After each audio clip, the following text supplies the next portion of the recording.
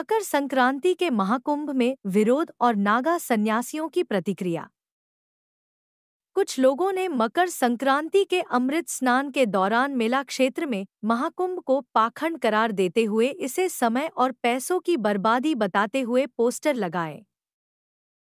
इसी विषय पर वे लोग माइक से लगातार अनाउंसमेंट भी कर रहे थे और सनातन विरोधी किताबें भी बांट रहे थे। इसी दौरान यहां से गुजर रहे कुछ नागा सन्यासियों के कान तक यह आपत्तिजनक स्वर पहुंचे। उन्होंने तत्काल अपने तरीके से व्यवस्था दुरुस्त कर दी।